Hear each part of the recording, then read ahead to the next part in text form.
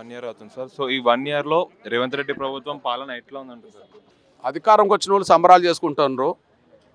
Pension పెరగకపోవడం వల్ల బాధలు బయటోళ్ళు మీటింగులు పెట్టుకుంటూ వచ్చిండ్రు కదా.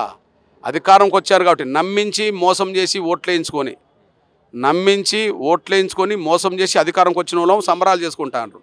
నమ్మి ఓట్లేసిన నా వికలాంగుల సమాజం చేయుత పెన్షన్దారులేమో మాకు పెన్షన్ సంవత్సరమైనా కూడా పెన్షన్ లేదని చెప్పి ఆవేదనతో మీటింగ్ పెట్టుకుంటుండ్రు. ఇక వాళ్ళ పాలన మోసం చేసిన పాలన గుర్తుగానే ఉన్నది తప్ప అందరికీ న్యాయం చేసిన పాలనగా లేదనే విషయం కరెక్ట్గా సంవత్సరం కాలంలో రుజువైపోయింది.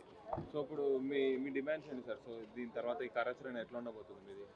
ఖచ్చితంగా కార్యాచరణ ఉంటుంది. ఎందుకంటే వికలాంగుల కోసం దాదాపు 17 ఏళ్ళుగా మేము కష్టపడుతున్నాం. మేము వికలాంగులందరినీ కూడగట్టి పోరాటం చేయడం వల్లనే దేశంలో ఎక్కలేని పెన్షన్ ఇక్కడ పెరిగింది. తెలుగు రాష్ట్రాల్లో పెరిగినంత పెన్షన్ ఎక్కడ కూడా పెరగలే. దేశంలో నువ్వు ఎక్కడన్నా చూడు. ఇప్పుడు ఆంధ్రప్రదేశ్లో 6,000 పెన్షన్ వికలాంగులకు ఇస్తుండ్రు, 4,000 పెన్షన్ వృద్ధుల వితంతులకు ఇస్తుండ్రు. అక్కడ అమలు జరుగుతుంది. ఇక్కడ సేమ్ 6,000 పెన్షన్ 4,000 పెన్షన్ ఇక్కడ అమలు జరగాలి. రేపో మాపు అమలు జరగక తప్పదు. అమలు జరగకపోతే రేవంత్ రెడ్డి సర్కార్ మీద యుద్ధం చేయక తప్పదు. అదొక విషయం. కానీ ఎంఆర్పిఎస్ మొదటి నుంచి నా వికలాంగుల సమాజం దృష్టి పెట్టి పోరాటం చేయడం వల్లనే దేశంలో ఇప్పటికీ 500 ఇస్తున్న పెన్షన్ ఇస్తున్న రాష్ట్రాలు ఉన్నాయి, 1000 రూపాయలు ఇస్తున్న రాష్ట్రాలు ఉన్నాయి, 1500 ఇస్తున్న రాష్ట్రాలు ఉన్నాయి. కానీ తెలుగు రాష్ట్రాలు మాత్రం ఒక ఉద్యమం జరుగుతున్నది కాబట్టి ఎప్పటికప్పుడు పెన్షన్ పెరుగుతూ వచ్చింది. ఆడ పెన్షన్ పెంచుతామన్న చంద్రబాబు నాయుడు పెంచి అమలు చేస్తున్నాడు. ఇక్కడ రేవంత్ రెడ్డి గారు మోసం చేసిండు. ఈ మోసానికి నిరసనగా త్వరగా పెన్షన్ పెంచే విధంగా పోరాటం చేయడానికి వికలాంగుల సంఘాల పెద్దలందరితో కొంత అందులో ఉండబడే మేధావర్గంతో చర్చించి ఒక భవిష్యత్ కార్యాచరణ తీసుకుంటాం. అది అతి త్వరలో జరగబోతుందనేసి కూడా గుర్తు చేస్తున్నాను. సో తెలంగాణ తల్లి విగ్రహం మార్పు గురించి ఏమని చెప్తారు సార్? ఇప్పుడు నేను మెజారిటీ తెలంగాణ మహిళల అస్తిత్వం వాళ్ళ రూపం అలా కనిపించాలి. కేసీఆర్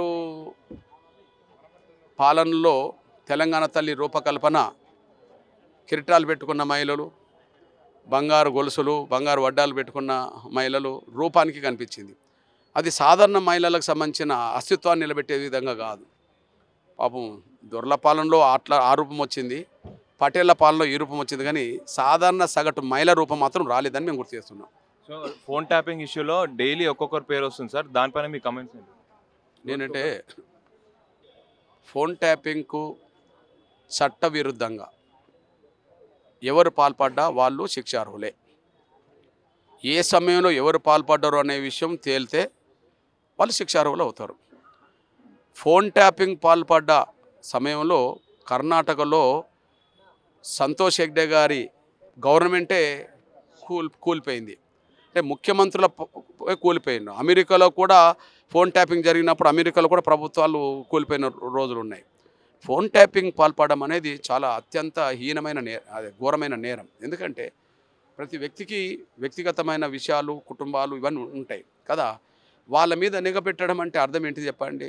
వాళ్ళు మాట్లాడుకునేది వినడం అంటే వాళ్ళు చేసే చర్యల మీద దృష్టి పెట్టి వినడం ఏంది? ఓకే, నువ్వు ఫలానా వ్యక్తులు చట్ట వ్యతిరేకంగా ఉన్నారు లేదా రాజ్యాంగాన్ని గౌరవించకుండా ఉన్నారు అన్న తర్వాత అసలు ఫలానా వాళ్ళు వీళ్ళు అని చెప్పి నువ్వు ప్రకటించి వాళ్ళ ప్యాంట్ చేసేసాయి, ప్రకటించు, తప్పేం లేదు. ఏంది వీళ్ళను మేము చట్ట వ్యతిరేక వ్యక్తులుగా, రాజ్యాంగ వ్యతిరేక వ్యక్తులుగా మేము పరిగణిస్తున్నాం. ఫలానా సంస్థల వాళ్ళు, ఫలానా సంఘాల వాళ్ళు, ఫలానా వ్యక్తులు వీళ్ళు ఇట్లా పాల్పడుతుంటారు, వీళ్ళ వల్ల దేశానికి నష్టం, రాష్ట్రానికి నష్టం, ప్రజలకు నష్టం అని మీరు బహిరంగపరిచి మీరు ఒక నిర్ణయం తీసుకోవచ్చు.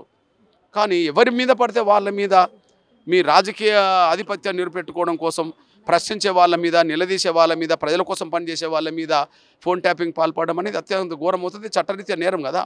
ఆ నేరానికి పాల్పడ్డ వాళ్ళు ఎవరైనా వాళ్ళు చట్టపరమైన శిక్షార్హులే. వాళ్ళకి శిక్ష పడాలని నేను కోరుతున్నా.